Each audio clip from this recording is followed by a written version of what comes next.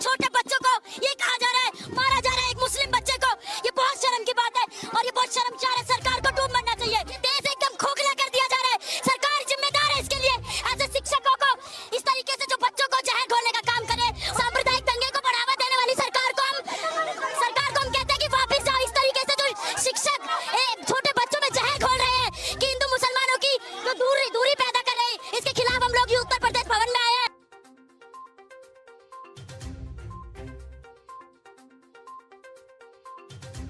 Hello दोस्तों, मुजफ्फरनगर में मुस्लिम student के पिटाई के मामले पर दिल्ली के उत्तर प्रदेश भवन में हुआ प्रोटेस्ट और प्रोटेस्ट करने वाली महिला को तुरंत पुलिस पकड़ के ले गई। हमारे देश में अब ये हाल हो गया। हमारे देश में अगर कुछ गलत हुआ और उस गलत के खिलाफ कोई खड़ा हुआ, कोई प्रोटेस्ट किया, तो अब पुलिस उसी को उठा के ले जाती है। पर पुलिस के पकड़ने से पहले इन्होंने जो मीडिया से कहा वो पूरे देशवासियों को सुनना बहुत जरूरी है। हमारे देश में अब स्कूलों से ही हिंदू मुस्लिम की नफरत फैलाने का शुरुआत हो चुका है। इन्होंने ऐसा कहा, ये वीडियो देखिए। मुसलमानों की जो दूरी पैदा कर रहे हैं, इसके खिलाफ हम लोग उत्तर प्रदेश भवन में आए हैं और यहाँ पे बुरी तरीके से डिटेन किया जा रहा है। हम लोग अभी इकट्ठे ही हुए हैं और हमें उठा लिया जा रहा है।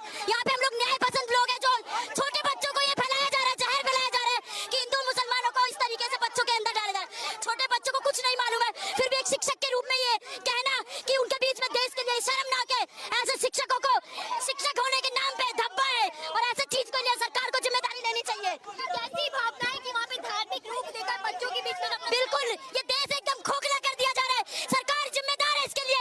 ऐसे शिक्षकों को इस तरीके से जो बच्चों को जहर घोलने का काम करे, उनको निलंबित करना चाहिए। उनको हमेशा के लिए अपनी नौकरी छोड़नी चाहिए। इस तरीके की वारदातें जो दिख रही है, शर्म की बात है। पनिशमेंट तो पहले भी दी जाती थी, लेकिन अब नई तरीके की तस्वीरें बहुत शर्म की बात है। इस तरीके की राजनीति हो रही है। छोटे बच्चों को ये कहा जा रहा है, मारा जा रहा है एक मुस्लिम बच्चे को। ये बहुत शर्म की बात है और ये बहुत शर्मसार है। सरकार को डूब मरना चाहिए। आखिर ऐसी भावनाएं कहाँ से उत्पन्न हो रही है? सीधा बात आ रही है। सरकार इस तरीके की चीजों को जन्म दे रही है और हम लगातार इसका विरोध करते हुए आए हैं। इस तरीके माफी से कुछ होता है? जो बच्चों में जहर घोरा जा रहा है, जो इस तरीके की वारदातें करेगा। देखिए, दिल्ली के अंदर स्थित यूपी भवन का आज ये छात्र घेराव कर रहे थे, लेकिन देखिए जिस तरीके से भारत में नफरत फैलाई जा रही है धर्म को लेकर, ये उसी का परिणाम है कि एक 9 साल के बच्चे को धार्मिक आधार पर भेदभाव, मार पिटाई सब झेलनी पड़ती है। ये कोई पहली घटना नहीं है। इस तरीके की घटना हम जातिवादी तौर पे भी देखते हैं, महिलाओं के साथ भी देखते हैं और इसलिए हमारी डिमांड है कि जो भी आरोपी है, जल्द से जल्द उनको गिरफ्तारी की जाए और इस तरीके की जो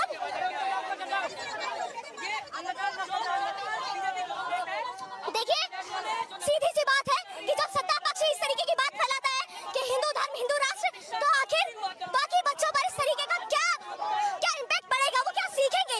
एक छोटे से बच्चे के मन में शुरू से ही ये भर दिया जा रहा है कि तुम मुस्लिम हो, तुम हिंदू हो और इसको पीटा जाना चाहिए। आखिर क्या सीखेंगे हम इसका यही कारण है हिंदू मुस्लिम सिखाया जाने का, क्योंकि राष्ट्रीय स्तर पर हम यही देख रहे हैं, हमारी सरकार यही कर रही है। हम नूर हिंसा देखें, अलग अलग हिंसाएं देखें, क्या हो रहा है वहाँ पे? इस तरीके की हिंसाएं हो रही है, हम उसके एकदम खिलाफ हैं और जो भी आरोपी धार्मिक तौर पर हिंसा करे, उसको जल्द से जल्द और सख्त कार्रवाई दी जानी चाहिए। क्यों इस तरीके से जो भी धार्मिक उन्माद या इस तरीके के कमेंट करते हुए पाए जाते हैं, जैसे बिट्टू बजरंगी या मोनू मानेसर, क्यों उनको जल्द से जल्द नहीं पकड़ा जाता है? क्यों खुले तौर पर ये लोग घूमते रहते हैं और इस तरीके की गई? लेकिन ये कैसी पनिशमेंट की बच्चों द्वारा एक बच्चे को पिटवाया जाता है और कहा जाता है कि मोहम्मद।